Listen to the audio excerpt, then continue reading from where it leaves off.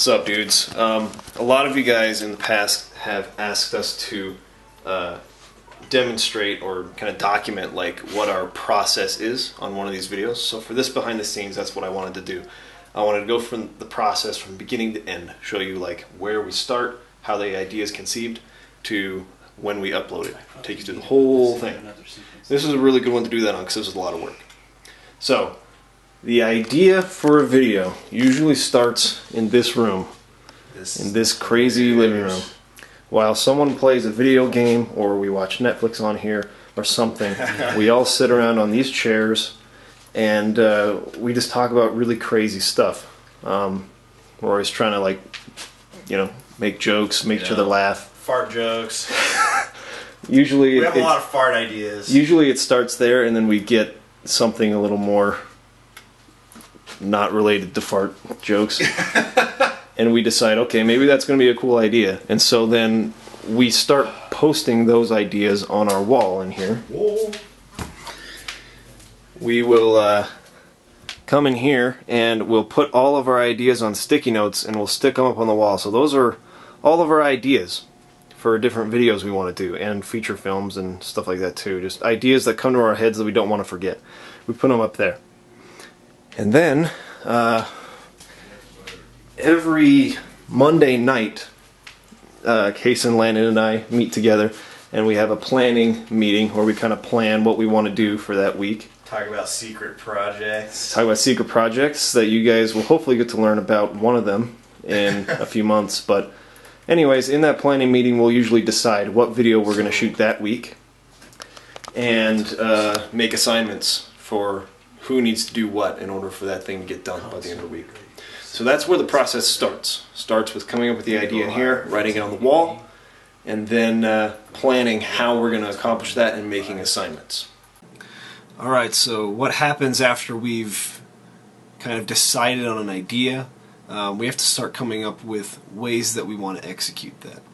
And for a lot of our ideas, we're obviously doing parodies on video games. So the best way to kind of decide on what direction we want to take the idea, we have to go to the source material. In this case, I'm playing Splinter Cell Conviction and recording it to kind of get some inspiration, some ideas for how we might want to go about doing our video.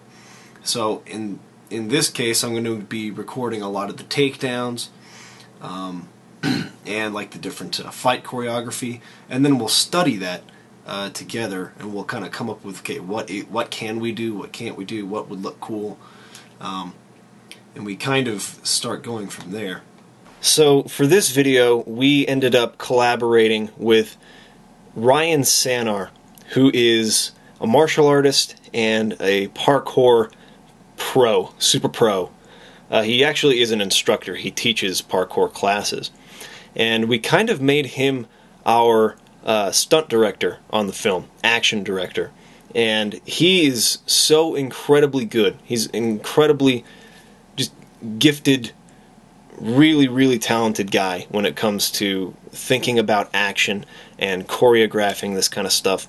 And so since this film was almost primarily action the whole time, he kind of ended up running the show for us, and we learned a lot about directing from him.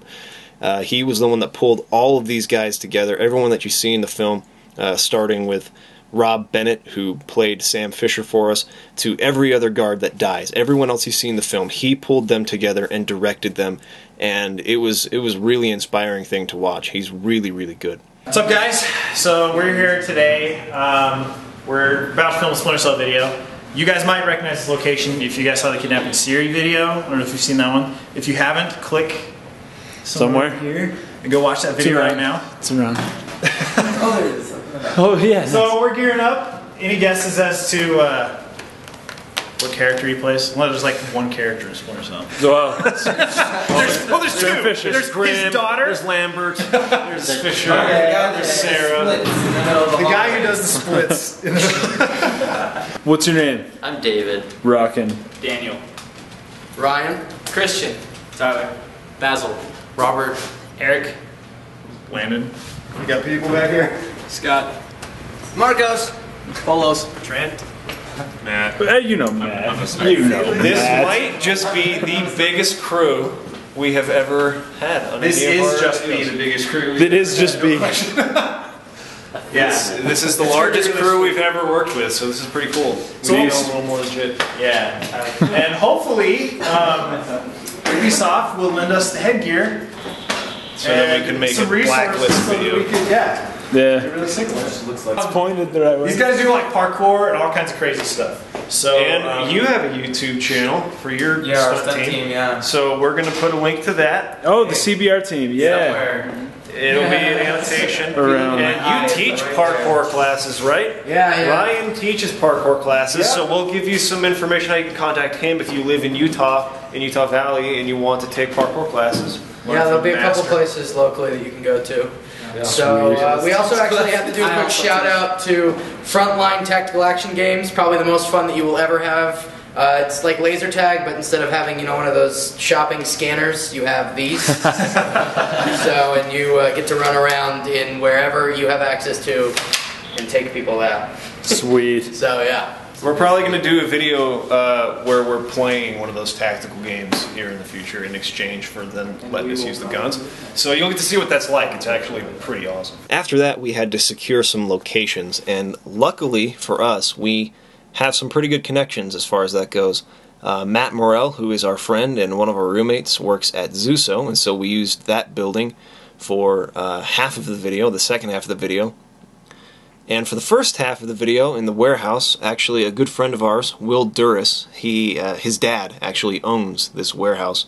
It's like an electroplating sort of place. And he talked to his dad, and his dad was super cool. Just totally awesome. Allowed us to use that place. And ended up being a big, like, one-take shot that we did it there at the beginning. Actually, it was really difficult to plan that shot. We got there at the warehouse at about it must have been like 9 p.m. and we didn't leave, having got our shot, until about 1 or 1:30 in the morning. So it was a really long process for one shot, but it ended up being so awesome. Once you secure your locations, though, the next part obviously is to go and to film it. And so we split this up over 2 days. The first day, we went to Zuso and shot all the stuff there in the basement, in the kitchen area, and then upstairs in the offices. And then the second day, we went to the Duras plating warehouse and did our one take over there. So once we're done filming, we generally come back into this room and review our footage on that TV. on the Sony. On the Sony. And we all sit around in this room and we say, oh, that was awesome, or oh, that sucked. And Or we just decide, fall asleep. or we fall asleep. That happens quite often too. But we decide what footage we want to keep in general, what footage we want to get rid of. Once that's been reviewed, generally the footage makes its way back into this room, and either Case or I will edit the footage. To answer all of your questions, we use Adobe Premiere to edit our footage. That is the software we use. For this particular video, Kaysen edited it and did the color correction. Generally, the person that edits does color correction. There's been, I think, once or twice where that's been different. But generally, the person who edits the footage color corrects it. And then, after it's been edited, the footage makes its way back over here in pieces. All the pieces that need to be After Effected go over here. Or Mocha did it. And Mocha did. And Landon does It's tracking screen. most of our effects. Kaysen does a lot of our effects. And then I will do them if we need desperately for another hand to do them. And Matt does a lot of effects for us too.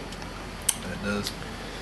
But Landon does a lot of the camera tracking and It sucks. and By the way, do you guys know what rotoscoping. time it is right now? Time it is right now is, and this is normal, it's 3:17 in the morning. We're hoping to have this thing done and then upload it in a few hours. But We have entire scenes left to do blood and muzzle flashes, so we'll yes. see.